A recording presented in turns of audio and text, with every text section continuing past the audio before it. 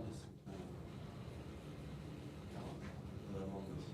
Oh, Londis. Which one? The one closest to Woolwich, actually. No. It's around there, it's on the river. All right. That's fair enough, actually. What was wrong with it? The maybe work quite well. It's important. Well, I felt like it has to do it. Yeah, I felt like a proper day. I felt a proper day later.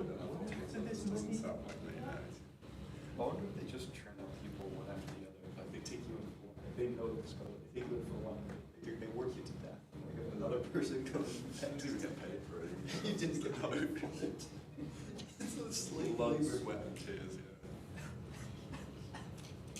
The employee lifestyle is not for me. No, it's not for me. Who's Ben Sapien? It's like the primitive human, Or is it pronounced Ben Sapien? it's like John Human, you know, that's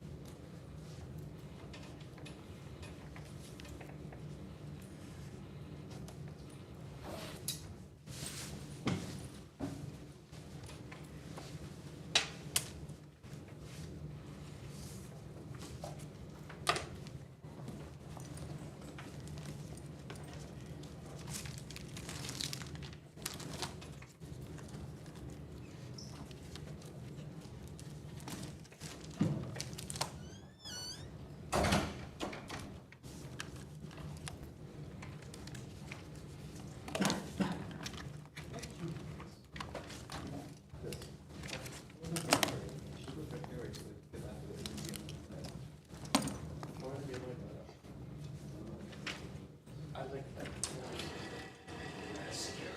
I like how it's just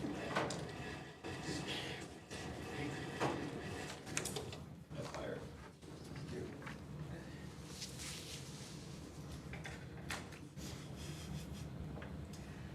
It's scary. Like political podcast. That's German. It did for a bit. It's not as long as point.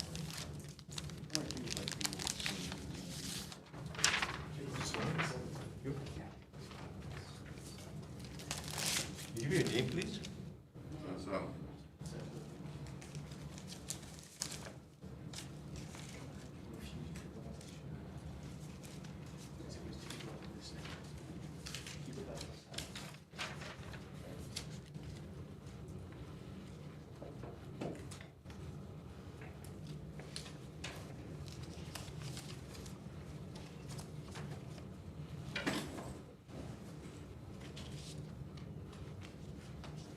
Sam Rogers.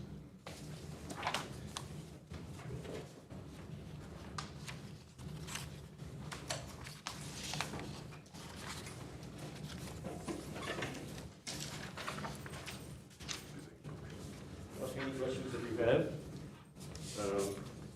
either at the end of the lecture or sometime in my office.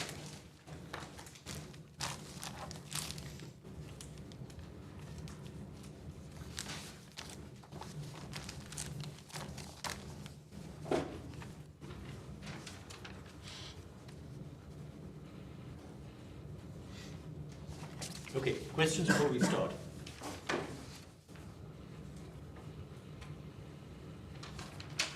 So,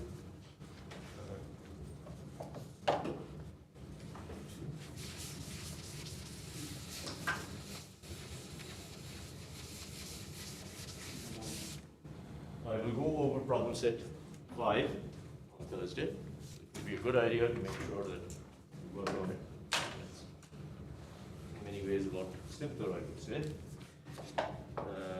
The overlapping generations model is very rich, but you want to start with the basics. So the basic structure is dealt with in the first problem set, it's problem set 5. So strongly suggest that you look through that work for the exercises, and then there will be problems at 6 o'clock. Okay, so we were looking at the case where the money supply changes at a constant rate, and I had set up the optimization problem yesterday. So the first order condition here, write that directly, is the partial derivative u with respect to the first coordinate, consumption when young, which from the budget constraint is the endowment minus mt over pt. Consumption when old, which is mt over pt plus 1 plus at plus 1, where at plus 1 could be positive or negative. That's transfer. And then from the chain rule, you get minus 1 over pt. And then plus u2, I'm not writing the coordinates, let me write it here because it's the first time on the board. Mt over pt, mt t plus 1 plus at plus 1, a being in real terms 1 over pt plus 1 equals 0. So that's your first order condition. Okay? So this follows from the optimization structure, and it's of course very similar to what we saw in the case where both the money supply and the population becomes. So this, it's in a sense, it looks very easy because each time we follow the same steps, but it can get very confusing if you're not clear as to what the steps are. So that's the key point. You want to make sure that you know what steps we're using. Each time you will use the same structure, but of course there will be some changes because there's a change in the model. So equilibrium, okay, so everything was written out in terms of the choice variable, which is the amount of money you carry. Equilibrium requires that the money supply equals the amount of money that's demanded. And there's only one person in the economy so far, so the demand that that person expresses, which will depend on equilibrium prices, and the value of A.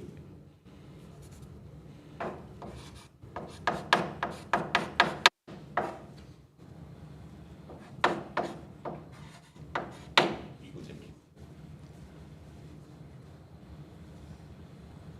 Okay? So this is all in equilibrium.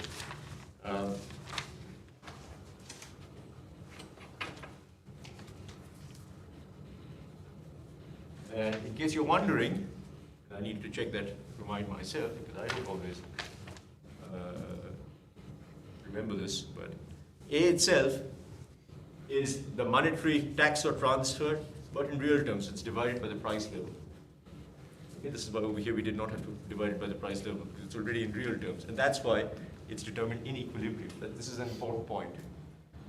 Okay, so that what you're able to purchase with the money that you, let's say, receive will depend on equilibrium prices, right? And therefore the value of it also depends on equilibrium. So this is a framework in which what the government does, okay, is with central bank transfer money.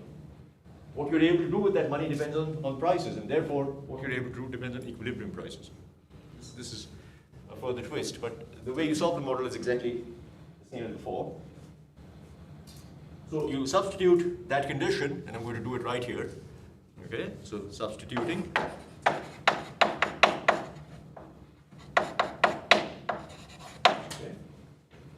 so I'm going to write it over here.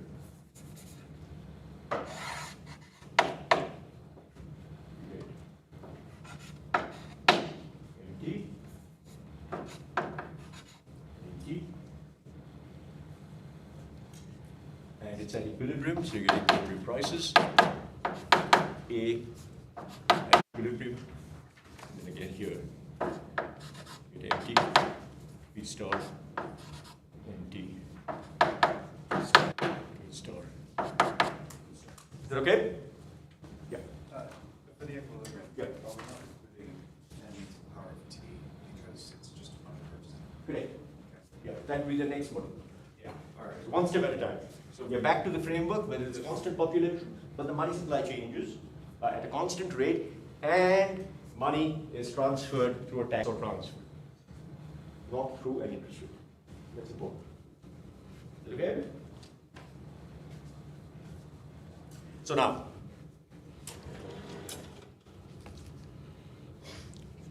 stationarity. There is stationarity, there is a budget constraint, and there is equilibrium. Okay. Stationarity says you want to look at cases where C1 does not depend on time, nor does C2. Okay, from the budget constraint, when young,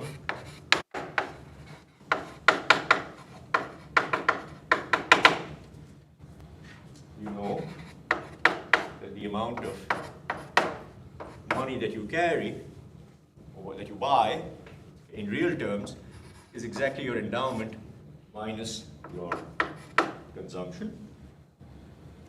Okay.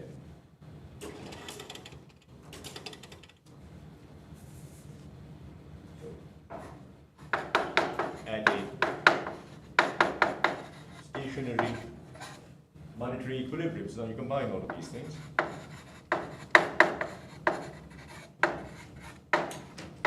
Okay, the right hand side here, okay, y minus C1t equals y minus C1, which we define to be mu. Okay. Okay, so you start at equilibrium. These are quantities. You said you define a particular variable, and you say that at equilibrium its value is mu star. So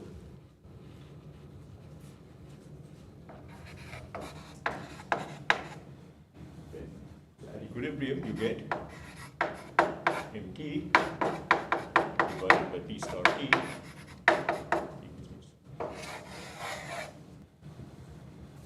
Is it okay? Please ask if something is not clear. Many of you who have not, you've all been attending some lectures, not all, basically. Okay. With lectures, some people have been much more regular.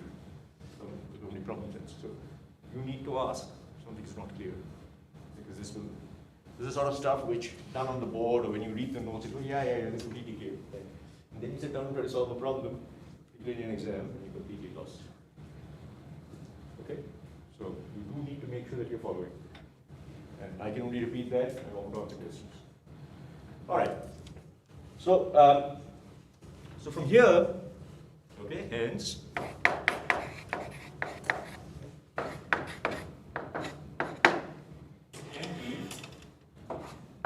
over P star T will be equal to M T plus 1 over P star T plus 1. So, M T plus 1 over MT equals P star T plus 1 over P star T. So, P star T plus 1 over P star T equals Z. What is Z? Z is our rate of money growth. We haven't put up on the board because we saw that yesterday. Is it okay?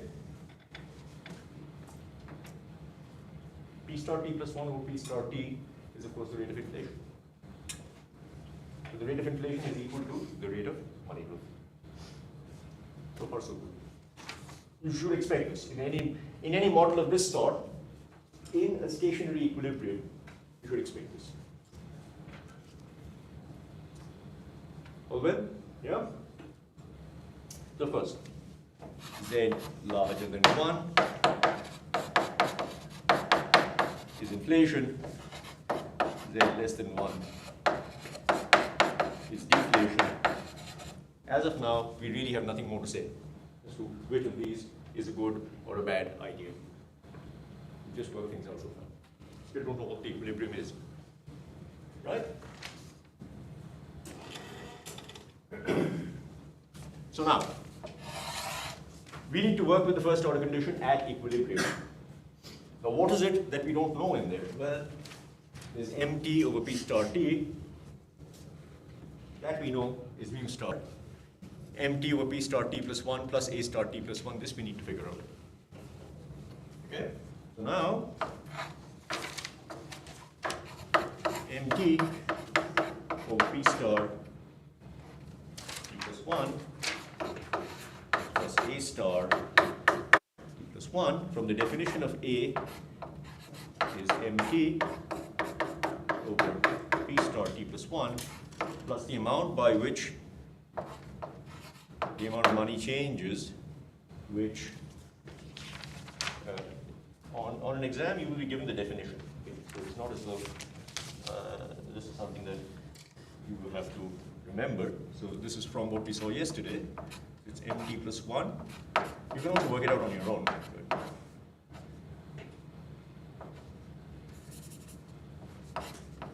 But 1 divided by Z. P star T plus 1.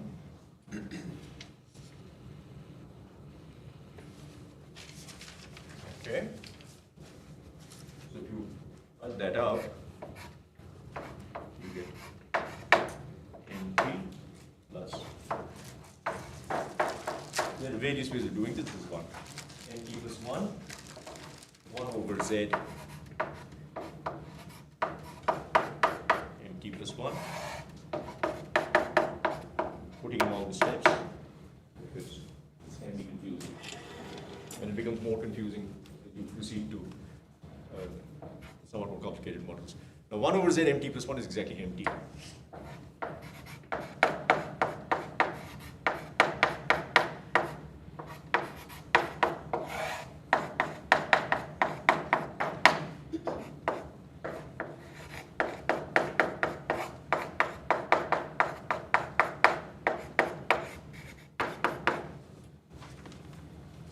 Okay? And therefore,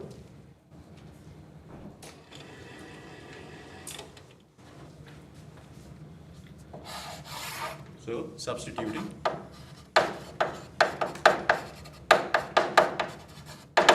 into our first order condition, you get U1 Y minus mu star, and then you will get Pt plus 1 star, P star T plus 1 P star T, which is Z equals 2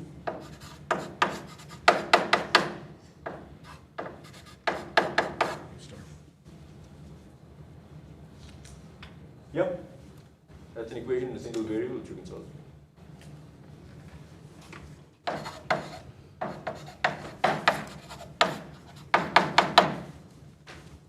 You have your solution.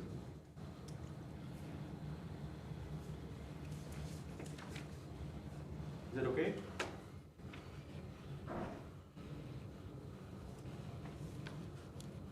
Yeah? All well? Anything that's not clear? That's how you solve the problem. Once you know mu star, you know all your variables, right? Equilibrium price is the ratio you know from the value of Z, which is given to you, it's exogenous. And once you know mu star, you can work out your value of C, C1, okay? And C2 is directly the value of mu star you worked out. This will change in the next model, but over here, that's what things look like.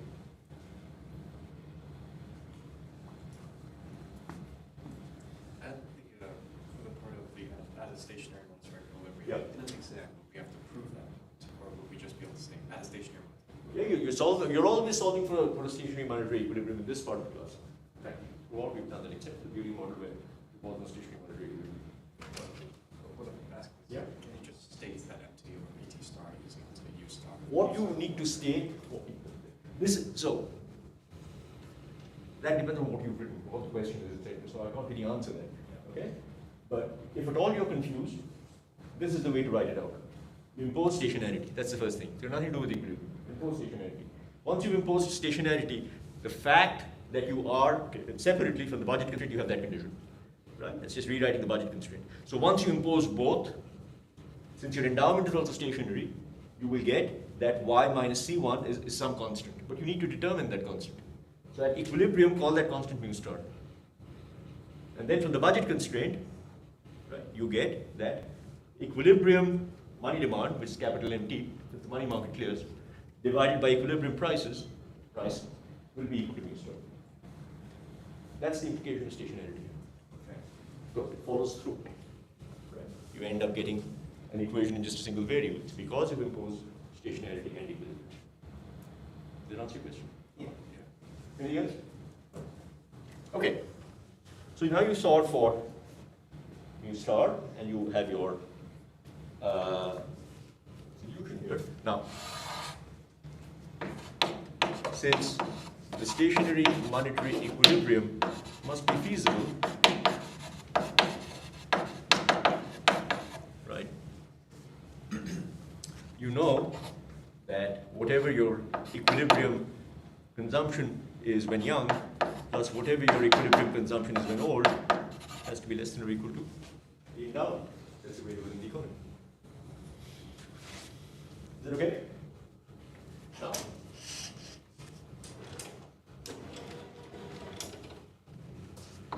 so the golden rule solution.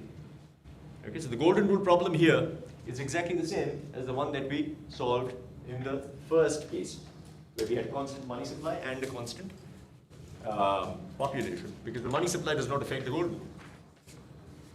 Is that okay? Right. So the golden rule solution is feasible. I should write that. Write it in the bottom. So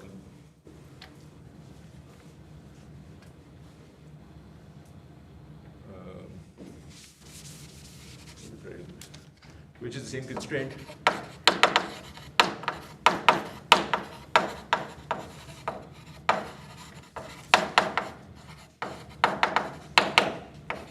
As the one imposed.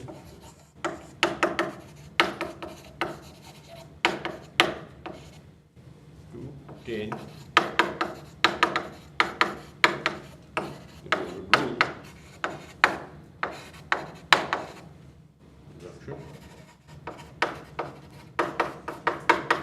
When n equals 1. This is important. Okay, here n is equal to 1. There is no change in the population. Population is constant. So now you know that when you look at the golden rule problem, first I'm going to start by writing a C1 and C2. Y there, your constraint is a line of slope -1. Okay? And your golden rule was a point where you had a tangency between that line and your indifference curve. Is that okay? This we saw in the first model. Okay? Your golden rule problem was to maximize utility where you faced that constraint, and you were solving the problem of consumption where you represent it in a figure like this, right? But you actually have, it's a stationary solution.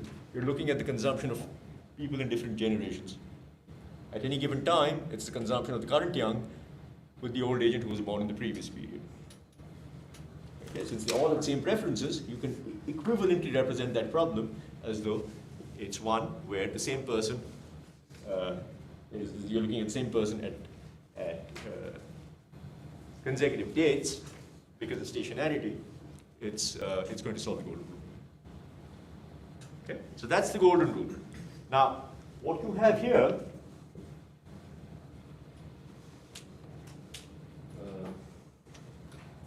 another chalk would have helped, but there isn't any over here. Anyway, so I'll do the best that I can over here.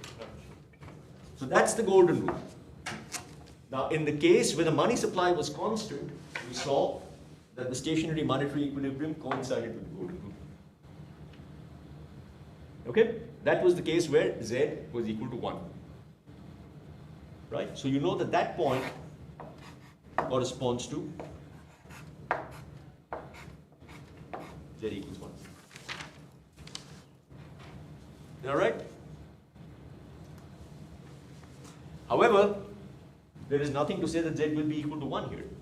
As we said, you get inflation if Z is larger than 1, you get deflation if Z is less than 1. So in terms of this figure, where will your equilibrium be? Well, you have to be on the feasibility constraint.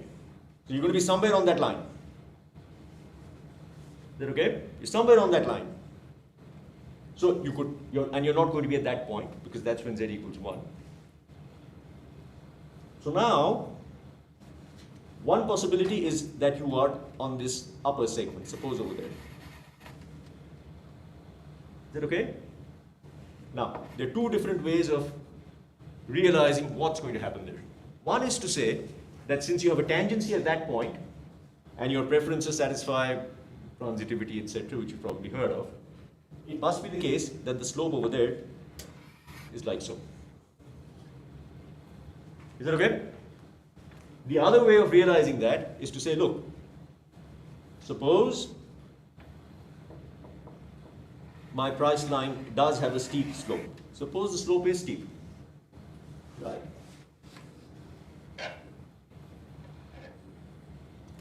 Now you see that over here,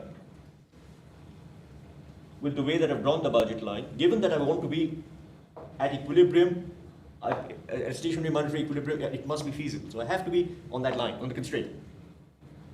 Right? But I'm unable to buy my endowment. You realize that? That's my budget constraint. So I cannot afford to buy my endowment at those prices. Is that clear? So what sort of monetary policy do we have? Is it a tax or a transfer? If it's a transfer, then I should be able to buy my endowment and get some more. You agree? Right? So that's my endowment. I'm looking at a particular relative price, and given the way I've drawn things, I'm saying, look, I can't afford my endowment.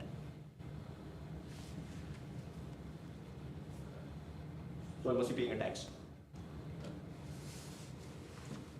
Is it okay? So what must the money supply be doing? What is the value of A? A must be negative. So Z must be?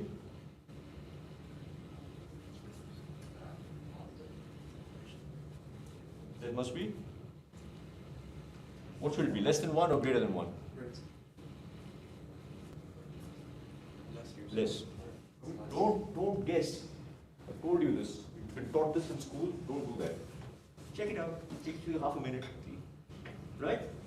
You want 1 minus 1 over Z to be negative. Z has to be less than 1. Is that okay? Everybody?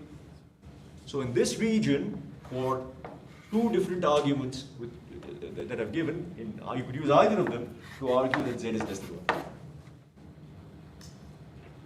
All right? Over here, Z will be greater than 1.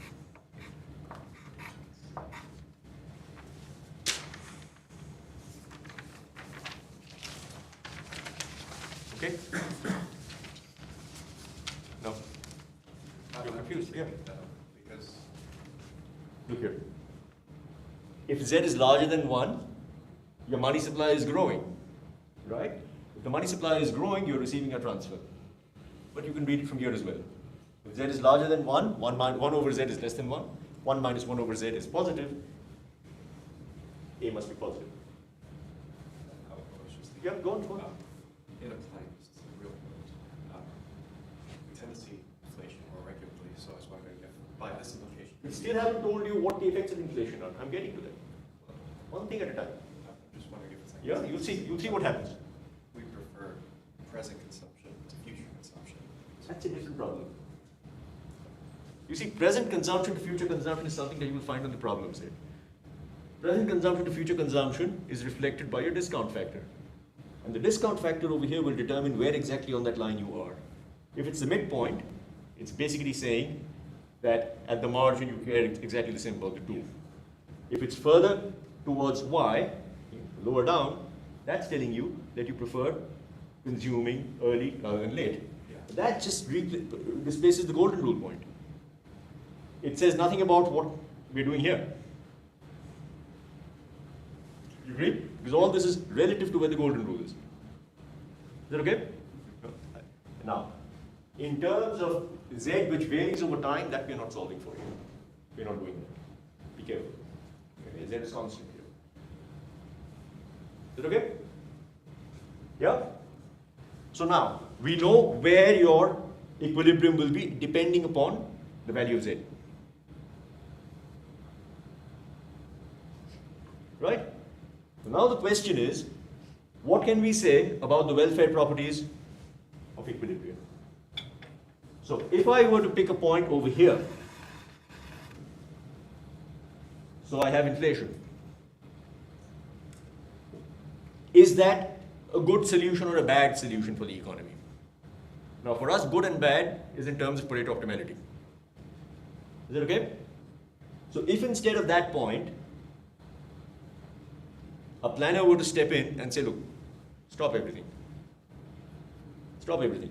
Move the economy to that point. Right? Everybody who lives for 2 periods will clearly be better off, because here their indifference curve, so since it's an equilibrium, so let me.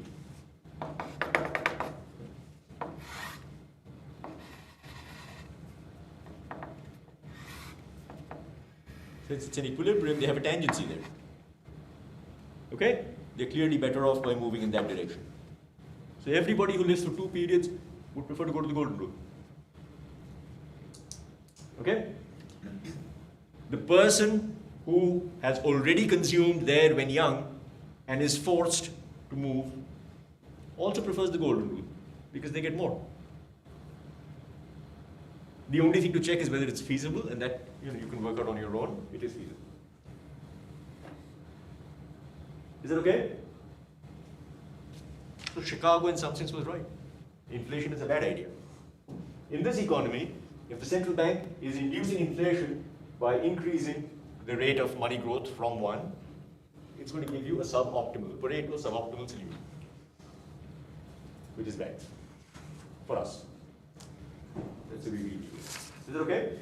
The golden rule is Pareto optimal, and the argument that I just made shows you that if you were to move from that point when Z is less than 1 to there, what would happen? Well, everybody who lives for 2 periods would again move to a higher indifference curve. But at the point at which you make the intervention, that person who happily consumed relatively little when they were young, believing that they would get that much when they're old, would get less when they're old. So that person will get. Is that okay? So it cannot be a Pareto improvement.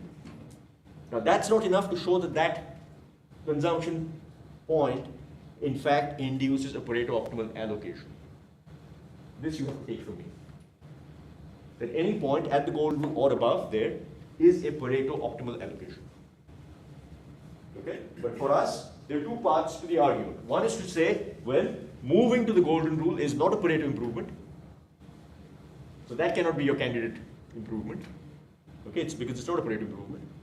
And there's a separate argument, which we do not provide here, to say that in fact there is no Pareto improvement to that point. Therefore, it is a Pareto optimal allocation, which, as I said, you have to take my word for it.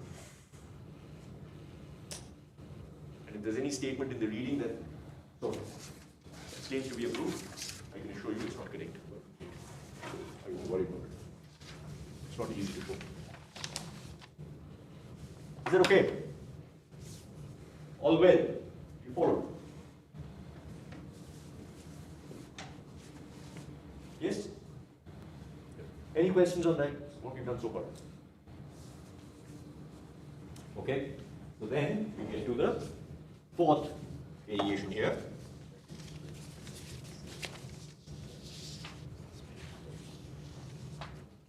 Before I do that, I don't remember whether I said this yesterday when we were talking about commodity money, for those who were present yesterday. I don't know whether at the end I made a critique of commodity money. The point being, we saw what the equilibrium is, and we said that in the equilibrium, at the beginning, the old agent will consume part of the gold, and then leave the rest, which will be used in lieu of fiat money. Correct? If you were in that economy, and you had to give them some advice, or perhaps trick them, what would you do?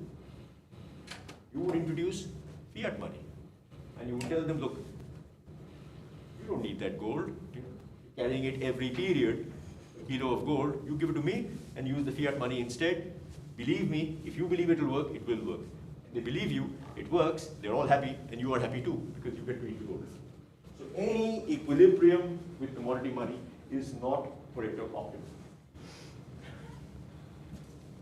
This is the main reason. There are all sorts of other things, but there are all sorts of other arguments that you can give about why commodity money might be good. There's backing this and that, but there are problems with that, as we know from the gold standard. We know from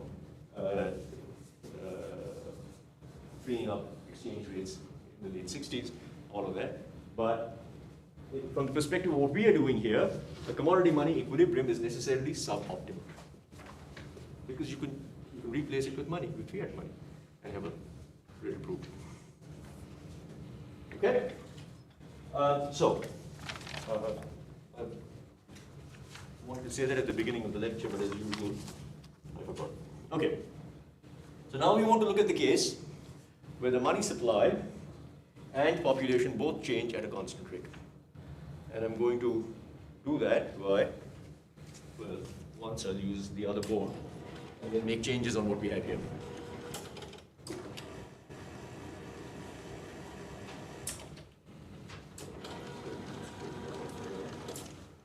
Okay. So.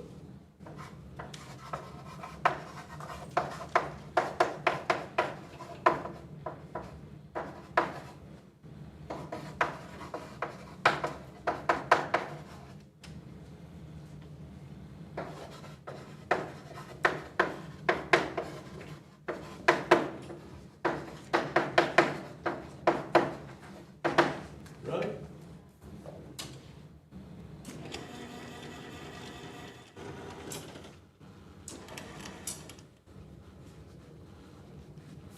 So, stuff that I had written yesterday, but for completeness, nt equals z, nt minus 1.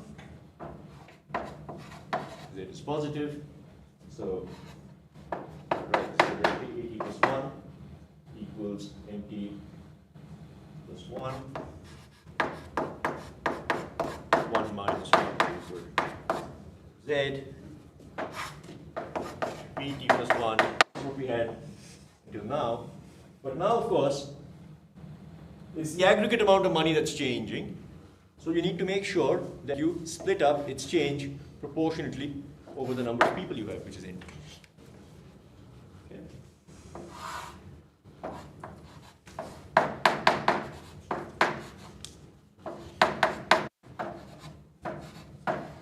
These are both those rates. Okay.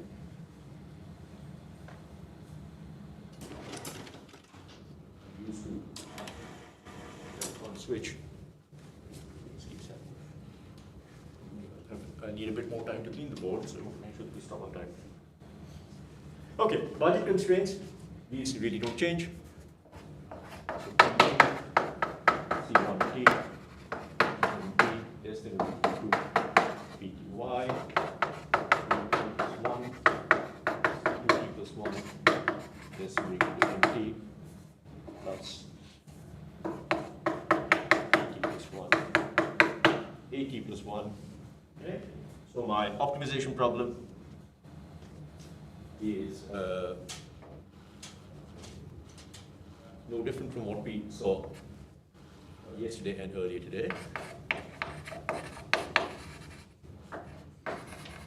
You maximize by choosing MT greater than or equal to 0, U, Y minus PT. And you roll with MT over PT plus 1. That's AT plus 1. Okay, substitute.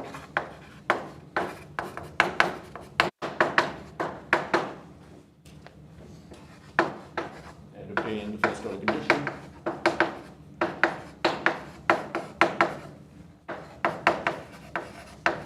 So the first order condition will be exactly the same as what we had at the beginning of today's lecture. Because from the agent's perspective, nothing has really changed. The agent solves exactly the same problem. The equilibrium will be different. At least in principle. Okay, so the first order condition will be u sub 1 y minus mt over pt. Consumption when old is mt over pt plus 1 plus pt plus 1 minus 1 over pt. And then u sub 2 y minus mt pt. pt plus 1 at plus 1.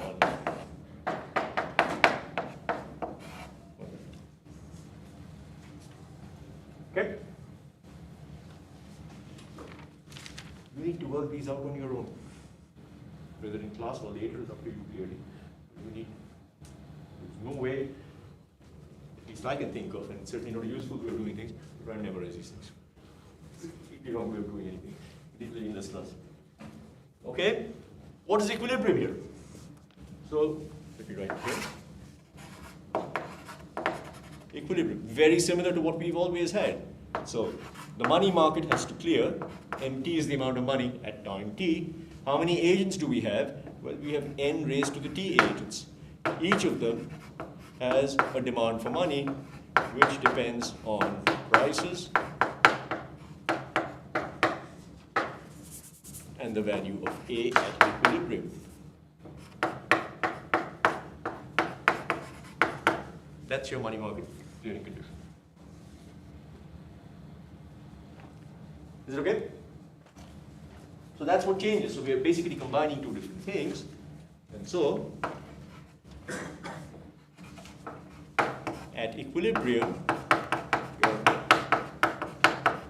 money demand has to be such that it's equal to the money supply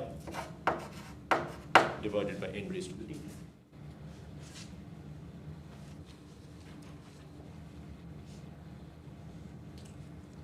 Is it okay? Yeah? And therefore, I'm going to take first order condition at equilibrium. What do we get when you replace this with capital M? And here you get n raised to the t, t star t, capital M, n raised to the t. You should be doing this on the exam course. I'm doing this because it takes me much longer to write on the board. But,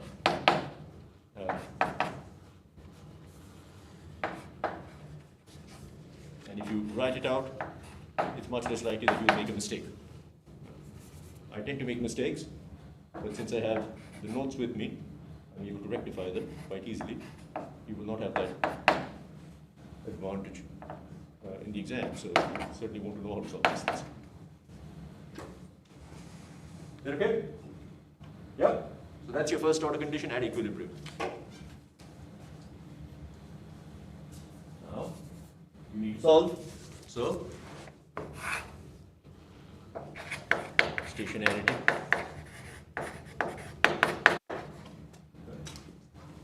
So we did all that there. Okay. We need to be careful though.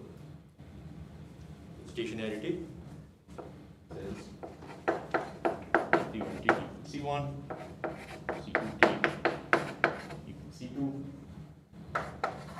From the budget constraint, MT over PT equals Y minus C1T.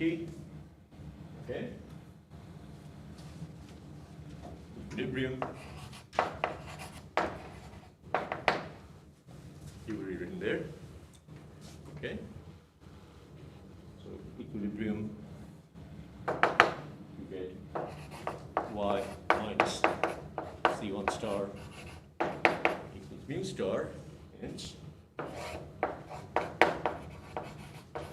what we're looking for is equilibrium MT over PT, which is capital MT. This is the important thing. N raised to the T divided by P star T.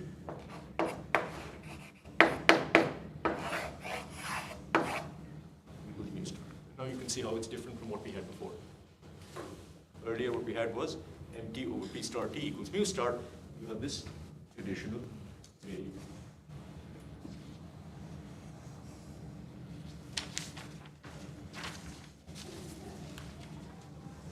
Okay, I'll do one more thing and we'll stop because we've done a lot. We're getting tired. Okay, so from here we know hence mt divided by n raised to the t p star t equals mu star equals m t plus 1 n t plus 1 mu star t plus 1 or mt plus 1 over mt equals n t plus 1 p star t plus 1 n raised to the t.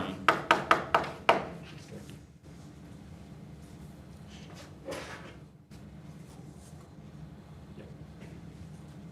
Okay? Do not skip steps. Almost certainly you will end up making a mistake and it'll be a mess. Follow what you're doing and you'll be fine.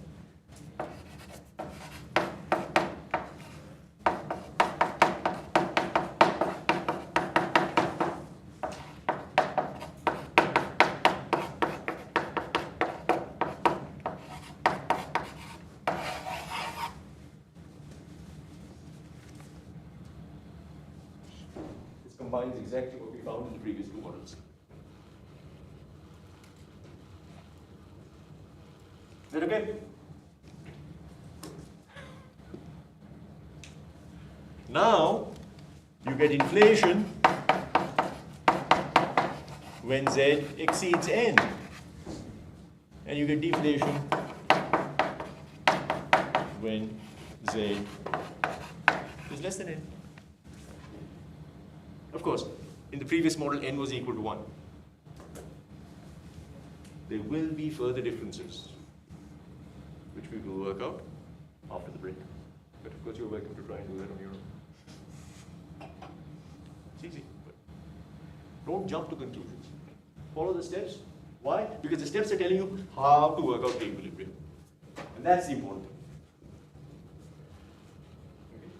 For example, when you look at stationary solutions, one of the things that novices tend to do very often is impose stationarity of the equilibrium first and then work out the first order. Sometimes that will work. The instructor has been kind enough to give you a simple problem, it will work. But in general, it will give you a mess. And the way to think about it is the consumer will solve an optimization problem. The consumer doesn't care whether it's stationary or not. We want to make our life easier as economists, and that's why we impose stationarity. So we can do that after the consumer solved their problem. You have a question? Is that okay? Yeah? Very good. So we stop, and let's see you on Thursday.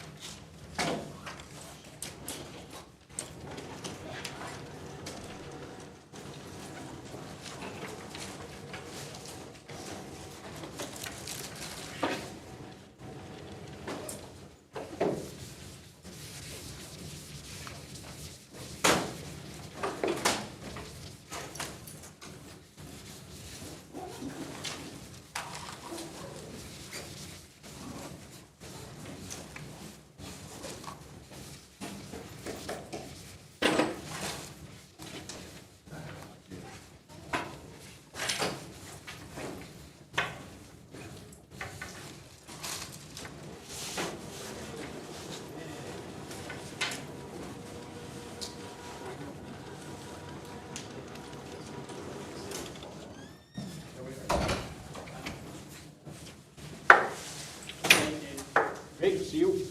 Bye, bye.